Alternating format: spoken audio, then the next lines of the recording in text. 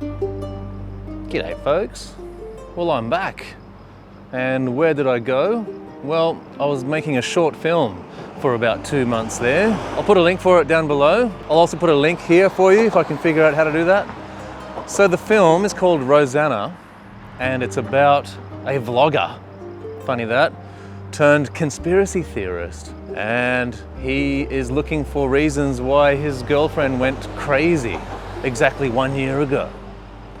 And yeah, it took about 2 months to make that, and it took about a month to write, and maybe more if you include the time before that, because it was actually a larger project. It was like a feature film. And I had to cram it into 3 minutes. So now I'm going to do a little bit of a vlog about it. My experiences, how did it go, what are the main troubleshooting things, what are the problems I had while filming, and some of the happy accidents, what went right, what went wrong. And I've brought you to Circular Quay in Sydney. We're enjoying some freedoms, we're free. And I forgot my light, so this is going to be all available light. So sorry about that. So I've taken you to a noisy place so you can't see me, and it's going to be dark. So you can't see me, sorry, in a noisy place so you can't hear me either. Anyway, let's get this video started. Mistakes and all. No scripting. Let's do it. We are walking down to the Opera House here, and I just thought I'll stop and show this expensive restaurant. I did a wedding in there, and that was one of those sad affairs where the videographers didn't get food. And so now I have a theory, the more expensive the place, the more chances you have of not getting fed that night because it's too expensive for the clients. Can you guys see Venus there? It's so bright, it looks like a helicopter. That reminds me actually, I should talk about writing first. During this whole lockdown, I've been going for walks every night, and that was really good. It got me back into writing. I found it easier to walk and think. And I wrote about 4 scripts in this lockdown, which is good. Most of them feature length, and then worried about how to sell it later, whether to make it a short film or something else. But yeah, look at Venus. Yeah, so I was walking around every night with my star app, and Jupiter, did you know, has been the closest it's been for a while. So it's really bright in the sky. And I'm not sure how long it's going to be like that, but it's kept me company for about 4 months. Oh, there it is, Jupiter. Oh, there, can you see that? Okay, well, let's talk about the short film. Let's talk about some troubleshooting that we had to deal with throughout the filming of Rosanna. And the first and obvious one is we filmed it during lockdown. So that meant, well, it didn't mean no actors. It just meant it was a pain in the bum to organize actors and to make it all easy to film. And I didn't need actors. I'd made a script that just me and Lila could do, but I needed a stuntman. And I initially put an ad out for a stuntman. It was a simple stunt, just to jump from 2 stories. I'll show that, just this jump here. It turned out that was harder than I thought, to hire a stuntman, keep it safe. And the happy accident was doing it myself on a green screen, because then I could just do as many takes as I wanted to get it right. Keep it exactly how I wanted. Another happy accident was it's already keyed. Since it's on a green screen, there's no rotoscoping stuntman and all that kind of business. And lastly, since I'm using Adobe After Effects, motion blur. You just enable the layer motion blur. I've already animated it, and you get free motion blur, as much as you want. So that was a happy side discovery. And I'm glad I didn't use a stuntman, because I was able to do what? You know, as many takes as I wanted, and a stuntman would do a couple minimum. Maybe it'd be a scary stunt for them and they'd only do it once. Like, who knows? There's so many variables, and just having me and Lila meant we had all the time in the world, and we used it. We had 2 months to make this because it was initially for my road reel. The challenge was to cram this idea I had, which was much longer than that. It was like a feature film, into 3 minutes, and then figure out how to shoot it. So we shot it in magic hour, and that was like a good and a bad decision. It was good for lighting if we could cram it all into 15 minutes, because that's all we got really. It wasn't daylight savings when we started filming, it's daylight savings now. And that gave us literally 15, 20 minutes of the, you know, the magic hour. Magic 15 minutes, anyone? Magic quarter of an hour. And the car park that we chose to film in was a car park for, there's only one business there, it was a kids daycare center, and that's busy until 7. By then it's too dark. So that gave us Saturday and Sunday only. And if you work that out, that was maybe by the time we were filming, we had 4 weekends to do it in, maybe 5, 6 tops. And I didn't want to be filming the whole 8 weekends because, you know, obviously I needed time to edit. Time for music and special effects. So if I could change one thing, I'd say maybe next time don't worry about shooting it in magic hour. Probably easier now, daylight savings, and much easier if you're not shooting yourself. So that location was kind of shit, to be honest. And the cleaner would come once everyone left, and he didn't really give a shit there was people filming in the car park. It would be as noisy as hell, banging doors open and whatnot. So that was difficult. Locations in Sydney really sucks. It's really hard to find a good spot. And you don't want every movie to be in your living room. You know, you want to add something. You want to bring people into your world. In a world where everyone's movie looks the same, because you've got to be in your own living room. So we try our hardest, you know, we steal locations, and not everyone's going to go to the council and ask for permission, because that sometimes is expensive. But that location was very testing, and I started to daydream about next time I'm going to shoot this in a green screen studio next film. We'll see how we go. That's how you feel at the time, and then when you're finished, it's never as bad as you thought while filming, right? There's reward at the end of the day, or at the end of 2 months. Okay, so directing and acting in the film at the same time. Well, my initial plan was to use the Ninja V, because at home the tests were positive. You know, you flip the screen around, you can see it. But on the set, I don't know, it just wasn't always visible, whether it's too far away. You know, I need glasses, and I was acting a role that had different glasses and one had no glasses. And even if you did have perfect vision, like the screen has to be in the line of sight. So that was slow going. The first 2 weeks of shooting, when Lila would hold the camera and I'd try to direct it, I could kind of see, I'd take the glasses off, I'd do my take, think you've got it in the bag after a few takes, get home and find out it's not good. But everything got faster when I remembered my DJI has RAVENEYE. So being able to direct on my phone, oh, so much faster. I could check my, you know, where I'm standing.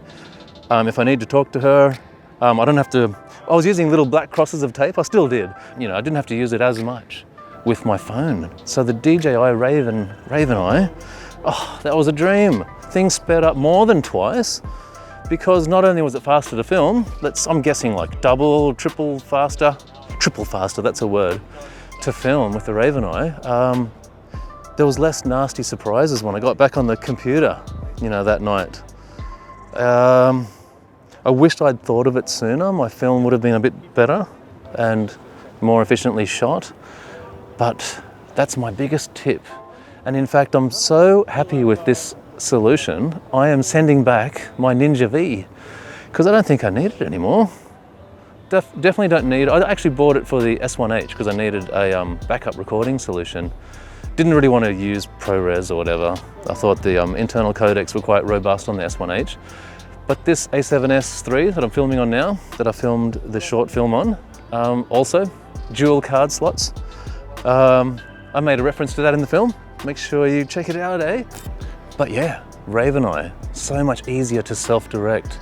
It was just beautiful, especially in the car. I could say, you know, Lila, no, move a bit to the left, a bit to the right, okay, sweet.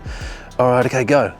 We still managed to stuff up a shot or two, but you know, the margin of error was way less than if it was the Ninja V, and I'd be looking at it, telling you to spin it around and show me. And also, the Ninja V reflected in my glasses in one of the takes and wrecked it. Other takes we were quite forgiving with it. We're like, you know what, it's a comedy project. You can see some lights bouncing up, that's fine. But What was really distracting was a Ninja V. You can actually see the image in my glasses because I was about this close to the camera. Yeah, RAVENEYE, go RAVENEYE. I think you can buy it separately. You don't need the unit for it to work. And it'll send, I think, a 720p image. Don't think it's HD. If it is, that'll be just sweet. But it's good enough. I am going to use that on some corporate projects, and I'm going to give my boss, my director, I'm going to give her an iPad. Okay, I found a street lamp for us to stand next to. I'm spewing so hard that I forgot my light, but it's okay, isn't it? I'm on 2.8 from my Samyang 18mm, and it's reading, it's going between ISO 4000 and 6400. So, you know, it should be all right. The built-in noise reduction should take care of the rest. Anyway, the next topic I want to talk about is S-Log. I shot the whole film on the camera I'm using now, which is the Sony a7S III, and I shot it on S-Log, and my opinion on S-Log is a bit more practical than what I see, you know, YouTubers preaching about on the internet. You gotta use S-Logger. And I thought, well, it's a short film, you know, let's do what I'm supposed to do. And it does make a little bit of a difference, sure. I'm not gonna say it doesn't. And it's a very subjective thing when it comes to picture profiles. It's so hard to say. I can already feel the dislikes. I regretted using S-Log 3, and I'm gonna just use my Cine 2 profile that I use for weddings. I tweaked a profile to my liking many years ago, and it's still quite portable across the Sony camera system. It's soft enough on the skin, and it's got a bit of leeway. You can lower the contrast and add a bit of dynamic range and get it how you want. Obviously not as much dynamic range as a S-Log 3, but, and here's the bit that'll get me the most dislikes. I didn't really see the benefit. The benefit of the, let's just say it this way, the added benefits of using S-Log, especially at night on my film, didn't really, you know, outweigh the hassle. There you go. And having to denoise, and I just, in the end, I didn't denoise anything, I just crushed the hell out of it. I can see it, and the other profiles have built-in noise reduction, and it would have been much less noticeable. So don't bombard me with Gerald Undone said this or that. I'm a very different filmmaker. I'm a practical-minded person. And it's funny that I ended up that way because I was a technical person. I was a 3D visual effects artist, and me and a colleague left our jobs and went to go and make our own, I was going to say mistakes, our own videos. And he was more technical than me because he was from R&D, whereas I was still a bit more artistic, I'd like to say, because I was in 3D effects as a VFX artist. So that basically means I'm pushing and pulling other people's software to get pretty pictures, right? Anyway, we team up. To cut a long story short, we start doing a few jobs together, and on every job, the model or the talent would just be over it. And eventually, and this is funny, so I'm cutting a few things out of the story, he went into photography, and he had that same mindset of faffing about to get it exactly right. And I swear to God, every picture of the model, by the time he finished faffing about, her face was like this.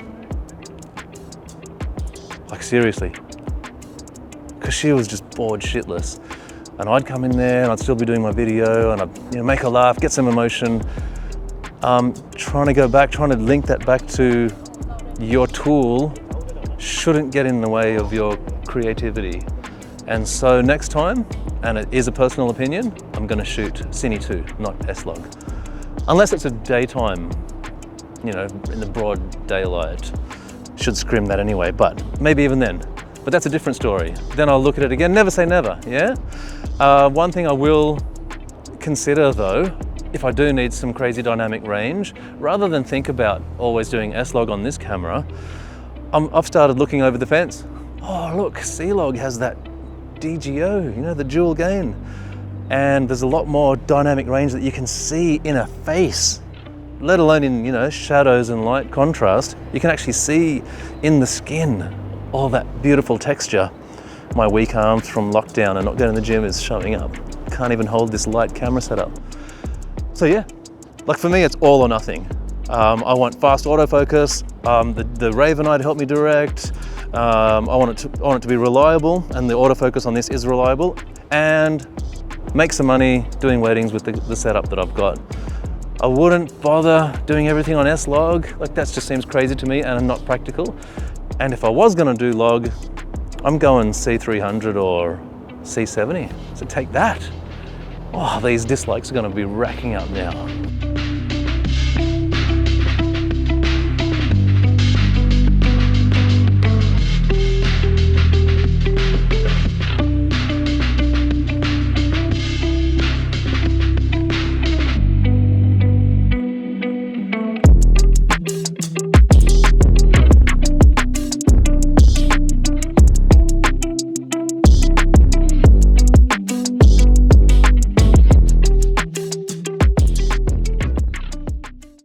Okay, I've sat down now. And before I talk about sound, which is my next thing, I just thought of another thing, like just preempting some stupid comments I'm gonna get. Oh, it's noisy because you gotta film at one of the base ISOs. Yeah, that's true, but that's exactly along the lines of the faffing about that I was mentioning before. So, okay, let's just say you're insisting on 12,800 now for your shot. Because you were hovering around that 6,000 mark, whatever, yada yada. So you put it on 12,800. Now you've got to fiddle with the lights so that, you know, that's optimal. And likewise, let's say you're going back to the 640 other base ISO. Well, now you got to, you know, crank the shit out of all your lights. That's all part of the faffing about, which is important, but you got to prioritize. So I guess for lack of a better word, you're calling my stuff web series quality, and for the quick turnaround on that style of shoot, definitely not going to faff about, and definitely not going to make so like I've lost the best light of the day, or Lila needs to go to the toilet now, and or I've forgotten my lines, because I'm bloody hopeless at remembering lines, and this is proof. So sound. So I was using just Rode Wireless Go and a Rode Video Mic NTG, and that was good. That was perfect, actually. And there's a couple of reasons why. Firstly, of course, I wrote a script about a vlogger, so that was cheeky. So I could just use a setup like this. You see it? But also, knowing that I was heading into like a film competition season, call it a season, I did gear up. I saved up and got a Zoom F6 and a Rode NTG 5. More on that later. I wished I got a MKH50, but come on. Yeah, more on that later. Anyway, testing the mic, and there was a high frequency pitchy sound, similar to this. I'll just link the video, similar to this. The NTG 5 has been a nightmare. And I was getting it. And I didn't need much convincing to not use a boom system like that, because I would have had to use it on a tripod, boom it, move it around. Would have slowed me down even more. And when I realized, hey, he's a vlogger, we can just keep it, the microphone live. And with a bit of creative license, you've got a pretty easy system there. But yeah, very surprised, disappointed in my NTG 5. I was talking to Rode, I'd sent it in, and they're gonna look at it. It was surprising to me that his initial reaction was skeptical, and I'm like, hey bro, there's a video I'm getting the exact same thing, but fair enough, he wanted to hear some tests, and so that's been sent away. That's scary though, because in the same video I said, did you watch that guy's video? Because he did the same thing, he sent it away and it came back with the same problem. And with a bit of research I realized that camera is susceptible to, what is it? It's RF noise pollution. Anyway, so have I covered sound? Sound. Okay, so yeah, it was just this microphone for the vlogger. Have I talked about it yet? Keith Irwin. He's Steve Irwin's, cousin, second cousin, twice removed. He's not into animals or anything like that, but he has the equivalent amount of passion for everything he does. And he was a passionate vlogger, and now he's a passionate conspiracy theorist since that weird shit that happened 1 year ago when he lost his beloved girlfriend. And shout outs, or I'll think of a prize, whoever can figure out who the celebrity is that I photoshopped instead of Lila's face into the photograph on the phone there. Okay, so the vlogger, he had the microphone, he had this one, and the German priest, for a couple of shots, I boomed my video mic NTG straight into camera with like a 2-meter cable. Perfect solution. You can even enable the safety channel if you wanted to, but I just trusted it. And then when it was a wide shot, I just put a lav on there, and I went full, like, you know what? If you're clever enough to see the lav, then good on you, mate. Maybe you get some kind of Easter egg for that. And those are the 3 sound solutions for my short film. In the car, the vlogger just used, for Keith just used the Rode Wireless Go. I'm gonna put a stop and I'm gonna go for my next topic. So yeah, shame about that, wasting all the money on the Zoom F6 and NTG5. That was almost $2,000. Well, it was. And I hope it's okay. I'm actually just gonna sit here for the rest of it. What else? We have, I edited and did the special effects in Adobe Premiere and After Effects because I have the whole Creative Cloud, you know, so like I use Photoshop and whatever for photos, and it's clever marketing by Adobe. I'm kind of locked into that system. Always meant to check out DaVinci, but due to weddings and quick editing was my priority, kind of stuck with it. But then again, like I said, you get Audition and you get the whole other creative suite. And I also cracked open my old 3D software. I was a senior 3D VFX artist, and the software was called Maya. And I was kicking ass in that field for a long time until I decided I hated 3D and I didn't study it anymore. And you have to study because like software changes, and Houdini started taking over. And instead of doing Houdini, I kept sneaking over next door to a building called Afters, Australian Film and Television Radio School. And man, I was in that library more than students. And I was studying directing and screenwriting and all that kind of stuff. And that skill level went up and 3D went down. And I was just hanging on to my job, and I stayed in for another 3 years, I think, and until, you know, for some reason, I wasn't sacked, but I wasn't in, because you do project to project. Just the emails slowly stopped coming through. And the last one for the company, that was next door to Afters, was Great Gatsby. And I freaking hated some people on that crew. I'm not even ashamed to admit it. Most of my friends know about it. It was a horrible experience, and I just thought, you know what, let's get out of here. And that's where my colleague convinced me to do weddings, which is crazy. I'm like, no, I'm not doing weddings, bro. Who even does that? But he said, you can buy your own filmmaking gear and, you know, we'll do our films and we'll do weddings. And like, he had me sold at filmmaking gear. And as it turns out, I was good at weddings, and they take over your life, really. And here we are 7 years later, and I guess the lockdown for me is a blessing in disguise, in that you can just slow down, take stock of where you are. And quite often I'd be in the wedding just thinking, what the hell am I doing here? Like, what the absolute hell?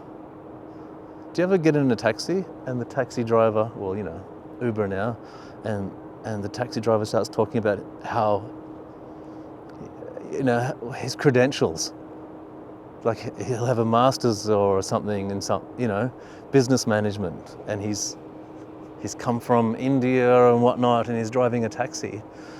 Well, doing weddings, I feel like that, but it's not all bad. It's positive. I get to film, and I love filming.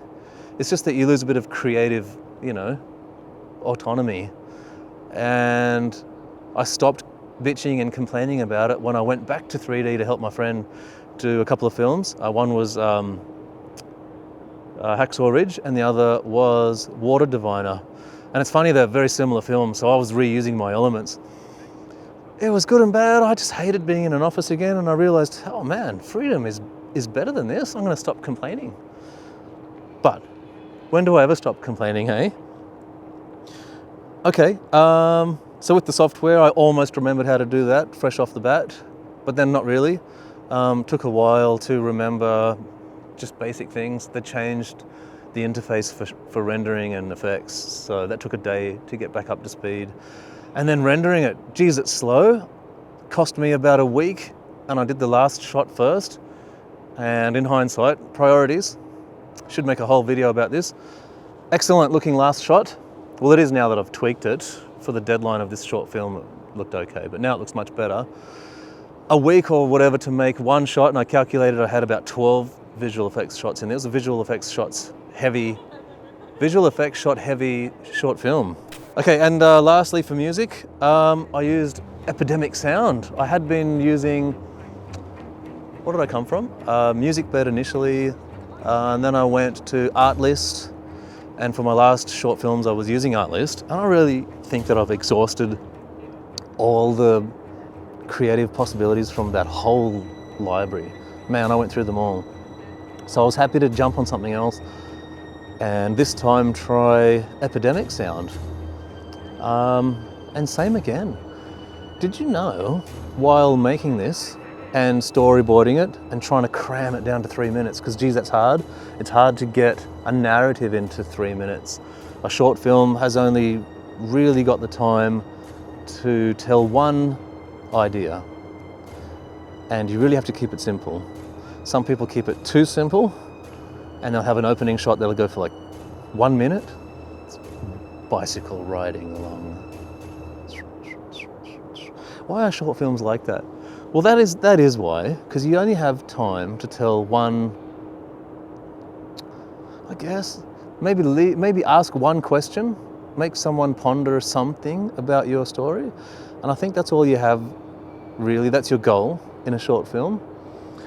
But me, having ambition, which is stupid, and it's, what's the word? Self-sabotaging ambition. I don't do things like that. I like to cram in a whole story. But being aware of that, I thought, well, don't make this mistake again, please. Let's keep it simple. And I chopped the shit out of lots of stuff and came up with one idea which I thought would be 2 minutes. It ended up being 5 minutes. So I thought, shit, I have to make that even smaller. Chucked out a lot more shots, which I was in love with, and got it down to 3 minutes. And to help me, I used a song from Men in Black by Danny Elfman, and it's just beautiful, beautiful music. Really good to study to and walk to, by the way, if you want some tips. Go through Danny Elfman's stuff. Anyway, where was I? Yeah, so I had this very dynamic song by Danny Elfman, and I'm like, cool, be able to swap that out when it comes time to, I edited to that song as well, and I thought I'd be able to swap this out when it comes time to deliver. But I went through that whole, at least my genre. The genre I looked for was suspense, mystery, and I then expanded that out to horror, that was too dark, bit of drama, fantasy, even kids, because I wanted the sparkles, because Danny Elfman had a lot of things that conjures up thoughts of stars and beautiful things like that. So it's very dynamic music, and man, I went through maybe 2 days, and we're getting close to the deadline now, and nothing fit the bill. And I already know that you can't have one song that'll magically fit your whole project. I was already under the mindset of gonna grab a couple of songs here, maybe 3 songs, to delineate the passage of time through this short film.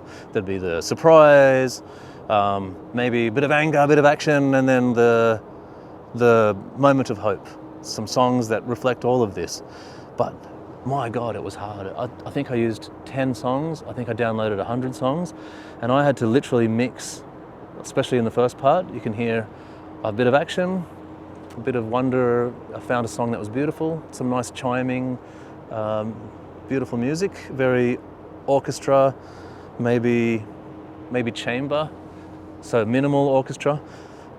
But then I had to blend that into sadder songs, because then, as I start saying, oh, I miss, Rosanna. So I actually DJ'd that myself. And I did it in Premiere because I'm so comfortable in Premiere. And then proceeded to think, well, this has to be the way. Proceeded to do that through the whole movie. And I was actually nailing it. I was happy until I got to the end, and the end ruined me. And that last night of the deadline, I didn't sleep. It was due at 10 a.m. Submitted it at 11. Said, sorry, is this going to be all right? And it went through. So I'm like, okay, cool. But still wasn't happy. Could not solve the last song. The last song had to end on a suspense. It had to hang, and it couldn't hang on a major chord because major is happy. It just had to hang on some kind of like, literally like a hanging chord, like, you know, a suspended chord in guitars. I don't play piano, but a bit of guitar. You want some tension in the song, and so I was trying to go from this action to then calm it down. Look at the wonder of this special effect I've made, so don't overbear it, and get the volume right. And then bring it home and then hang it. Ooh, Rosanna.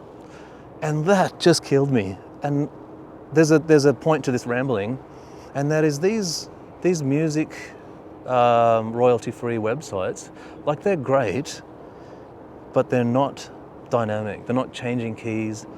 And I think that's by design, because you need to search by genre.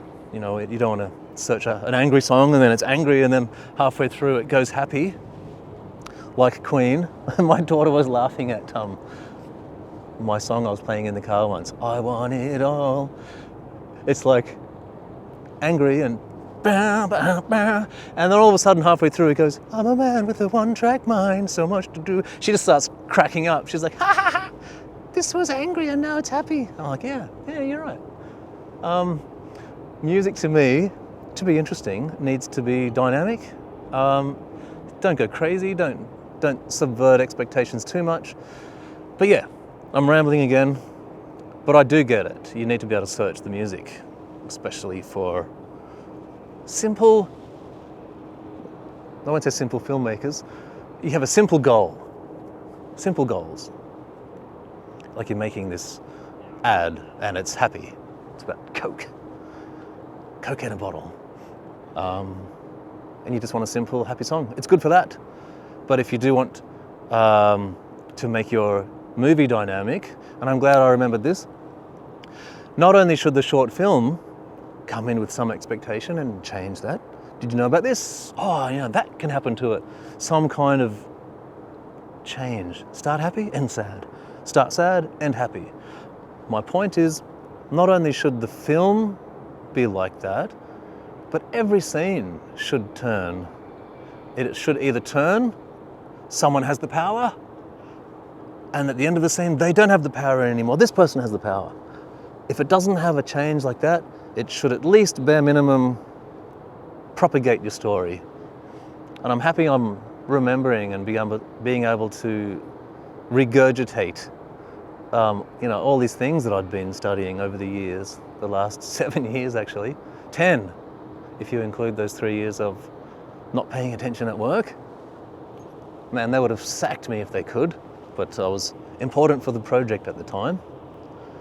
And I think that's it. This is going to be a long blog, and I don't want it to be cut, and I don't want it to be not real. So to hell with it, I'm going to make it a long vlog. I've covered a lot, and if I haven't, leave a question for me down below, hey? And if you haven't got sick of my voice already, then like and subscribe. I like this, hiding my face in the dark. I think I'm onto something there. And I'm racing back to the car because I've just realized, yeah, it's only an hour in very money-hungry council's hands. And these guys are bored. They're walking around bored. And security, I've tried striking up conversations with them and it's used to work, but nah. I reckon they have little competitions in the lunchrooms. Oh, how many tickets did you write today? I'm generalizing. I'm putting parking meters with security guards. I realize that. It's late, I need coffee. Why do I need coffee? It's a habit. Have I locked my ISO off at 5? I have. It's not going to fluctuate. Anyway, I hate talking to camera. I've always hated public speaking. And the tells are this I feel like burping when I talk. I think, is that like a reflux? Is that like nervous tension? Talking about it helps, and vlogging helps. And a filmmaker needs all kinds of skills. You can't just be a creative guy, you need to practice talking. So I appreciate you if you have watched this much with me. Future videos will be, I think, more along the lines of short films, but they do take a long time to make. So yeah, if we're using that as a scale, it takes like 2 months to make a film like Rosanna. Can my channel sustain not, uploading anything for 2 months? Maybe. And so if not, then I can fill in the gaps with these trashy vlogs. And rather than edit it aggressively and make myself look really clever, I'm just going to show how I am, thought process and all, mistakes and all, I hope, depending on, to be honest, if it's embarrassing, I'm going to fucking cut it. Otherwise, what am I trying to say? Yeah, what to look forward to in future vids. Hopefully it's short films and I'm kicking ass, and it's not kicking my ass. But yeah, I think you can expect to see more of that. I have some more ideas thanks to this lockdown. Lockdown for me, by the way, it wasn't much of a change. I think a lot of filmmakers are like night crawlers. So a lockdown for me is like a party, or maybe a boarding school, and more people have just come in to my lockdown. Oh, hey, welcome. Oh, yeah. Come fucking hang out. We don't do anything. We just sit here. We read a lot. We watch a lot of Netflix. We try to make movies. We edit a damn lot. And we don't go out much. We don't ride our motorbikes around as much as we used to. We don't do anything. Come and join us. And now it feels like those people who joined me in my isolated boarding school, they're leaving now. Okay, bye. So my life was depressing before, and it'll be depressing afterwards. Unless I can mix in, get a life-work balance. Maybe I'll do a film about Hawaii and volcanoes, eh? Still wouldn't be able to afford to go there. Anyway, I've already said bye, so bye again. See you on the next vid. All right, see yous.